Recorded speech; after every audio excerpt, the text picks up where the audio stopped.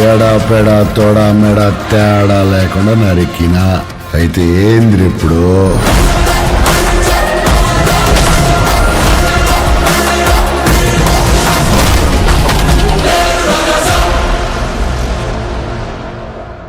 Entertain చేసే ప్రభాస్ గారిని Telugu audience చూశారు కానీ పాన్ ఇండియాలో ఎవరు చూడాల. మీరు సినిమా నుంచి బయటకు వచ్చిన తర్వాత ఈ సినిమాలో ఉన్న ప్రభాస్ గారు కొన్ని సంవత్సరాల పాటు గుర్తుంటారు.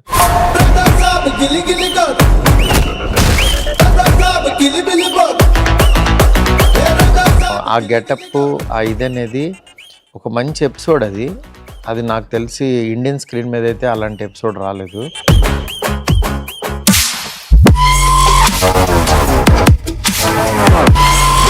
అంటే ఇలాంటి సినిమాల్లో, హర్రర్ కామెడీ సినిమాల్లో ఎవరి రేంజ్లో వాళ్ళు కొత్త ఎక్స్పీరియన్స్ ఇస్తూ ఉంటారు.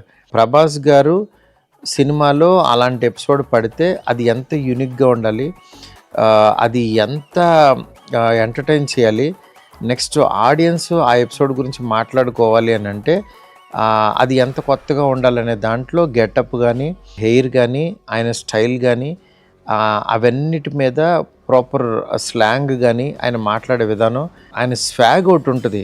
అంటే ఆయన కూర్చున్న జస్ట్ అలా నిలబడిన ఒక స్వాగ్ అనే పదం ఒకటి ఉంటుంది. అట్లాగా ఆయన చైర్లో కూర్చున్న పద్ధతి, ఆయన ఇచ్చిన డీటెయిలింగు, అది మీరు మామూలుగా ఎంజాయ్ చేయరు. Wait and watch.